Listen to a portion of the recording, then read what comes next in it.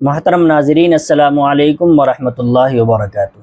پہلے آپ یہ ویڈیو دیکھیے، اس کے بعد تبصرہ کرتے ہیں۔ ایک عورت آئی غوث پاک کی چوکھٹ پر، حضور اولاد نہیں ہے، فرمایا تیری تقدیر میں نہیں ہے۔ حضور اولاد نہیں ہے، آسمان کی طرف دیکھا کہ تیری تقدیر میں نہیں ہے۔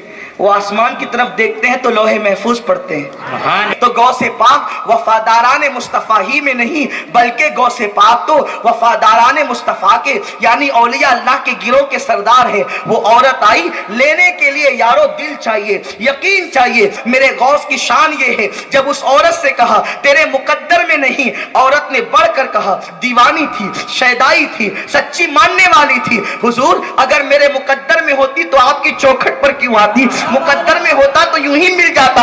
آپ کی چوکھٹ پر آئی ہوں وہ لینے کے لیے جو میرے مقدر میں نہیں ہے۔ میرے غوث کے ہاتھ اٹھ گئے، دریائے کرم جوش میں آ گیا۔ عرض کرتے مولا اس کو ایک بیٹا عطا فرما۔ ارشاد ہوا عبد القادر میرے محبوب اس کی قسمت میں اولاد نہیں ہے، تو اولاد مانگ رہا ہے۔ عرض کیا مولا اب ایک نہیں دو عطا فرما۔ ارشاد ہوا عبد القادر ایک نہیں ہے تو دو کہتا ہے۔ عرض کیا اب تین عطا فرما۔ پھر ارشاد ہوا عبد القادر ایک نہیں تو تین کہتا ہے۔ عرض کیا چار عطا فرما۔ ارشاد ہوا ایک نہیں تو چار کہتا ہے۔ کہتے پانچ عطا فرما۔ ارشاد ہوا ایک نہیں تو پانچ کہتا ہے۔ گنتی بڑھتی گئی 11ویں والے پیر 11 پر آ گئے۔ اب اس کو 11 بیٹے عطا فرما۔ اللہ اکبر۔ ارشاد ہوا عبد القادر ایک نہیں ہے تم 11 مانگ رہے ہو۔ عرض کیا اگر دینا نہیں تھا تو اپنا محبوب کیوں بنایا؟ ارے جب محبوب بنایا ہے تو عطا کرتے۔ محترم ناظرین، جیسا کہ آپ نے دیکھا کہ یہ امین القادری صاحب ایک واقعہ بیان کر رہے ہیں۔ یہ واقعہ شاہ عبد القادر جیلانی رحمۃ اللہ علیہ کی طرف انہوں نے منسوب کیا۔ اس واقعے کی حقیقت کیا ہے؟ یہ واقعہ درست ہے یا نہیں ہے؟ کیا یہ واقعہ گھڑا ہوا ہے یا موضوع ہے یا من گھڑت یہ واقعہ ہے؟ اس کی سند کیا ہے؟ کیا حقیقی طور پر یہ واقعہ صحیح ہے یا نہیں ہے؟ اگر ہم اس واقعے کو اپنی طرف سے بتلائیں کہ یہ واقعہ صحیح نہیں ہے، یا علماء دیوبند یا علماء حق نے اس واقعے کو صحیح نہیں کہا، یا ہم اپنی تحقیق بتائیں تو لوگ اعتراض کرنے لگیں گے۔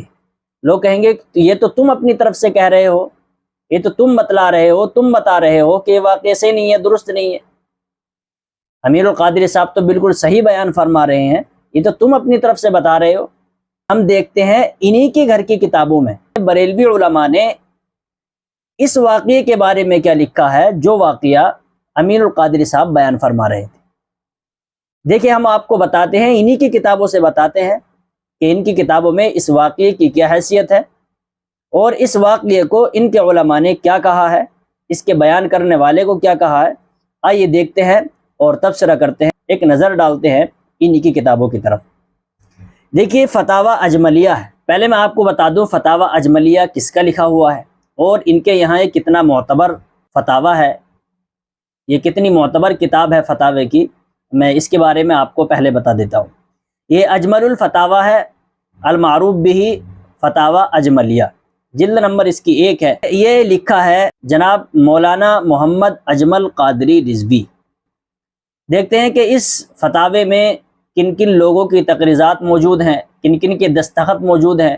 دیکھیے یہ فتاوی اجملیہ کے جلد نمبر 1 ہے، فتاوی اجملیہ ہے، جلد نمبر 1 ہے، صفحہ نمبر 17 پر دیکھیے فقیہ اعظم حضرت اجمل العلماء استاذ العلماء حضرت علامہ مفتی محمد ایوب خان صاحب صدر المدرسین جامعہ نعیمیہ مراد آباد، ان کی تقریض بھی اس فتاوی پر موجود ہے، فتاوی اجملیہ پر۔ آگے دیکھتے ہیں صفحہ 19 ہے، جامع الصفات شخصیت پروفیسر معقولات حضرت علامہ محمد ہاشم صاحب جامعہ نعیمیہ مراد آباد، ان کے بھی چند کلمات اس کتاب پر موجود ہیں۔ اور حرف چند دیکھیے لکھا ہے فاضل جلیل حضرت علامہ مولانا عبدالسلام صاحب رضوی، مدرسہ جامعہ نوریہ رضویہ بریلی شریف۔ دیکھیے ان کا یہ حرف چند، اس عنوان سے ان کا ایک مضمون لکھا ہوا ہے اس کے اندر۔ تو دیکھیے کتنے علماء نے اس فتاوی پر دستخط کیے ہیں اور کتنی تقریضات لکھی ہوئی ہیں، اور بھی ہے لکھی ہوئی۔ بہرحال آپ اسی سے اندازہ لگا سکتے ہیں کہ یہ فتاوی ان کے یہاں بریلویت میں کتنا معتبر ہے اور کتنا مستند ہے۔ آئیے دیکھتے ہیں اس واقعے کی طرف کہ جو واقعہ امین القادری صاحب نے بیان کیا، کیا وہ واقعہ صحیح ہے، درست ہے، من گھڑت ہے، کیا ہے، اس واقعے کی حقیقت کیا ہے۔ اسی فتاویٰ کے اندر اس واقعے کی حقیقت کو بیان کیا گیا ہے اور اس واقعے کا تذکرہ کیا گیا ہے۔ دیکھیے فتاویٰ اجملیہ ہے، جلد نمبر 4 ہے اور صفحہ نمبر 9 ہے۔ اس میں 2 کرامتوں کے بارے میں پوچھا گیا، 2 واقعوں کے بارے میں پوچھا گیا ہے۔ کرامت دوم، یہی واقعہ جو ابھی امین القادری صاحب نے بیان کیا ہے وہی واقعہ اس فتاویٰ کے اندر موجود ہے اور اس کتاب کے اندر لکھا ہوا ہے۔ میں آپ کو پڑھ کر کے سناتا ہوں۔ ایک عورت حضرت عبد القادر جیلانی قدس سرہ کی خدمت میں حاضر ہوئی اور کہا کہ حضرت مجھے بیٹا دو۔ آپ نے فرمایا تیری تقدیر میں لوح محفوظ میں نہیں ہے۔ اس نے عرض کیا کہ اگر لوح محفوظ میں ہوتا تو تمہارے پاس کیوں آتی؟ آپ نے اللہ تعالیٰ سے کہا یا خدا تو اس عورت کو بیٹا دے۔ حکم ہوا اس کی قسمت میں لوح محفوظ میں بیٹا نہیں ہے۔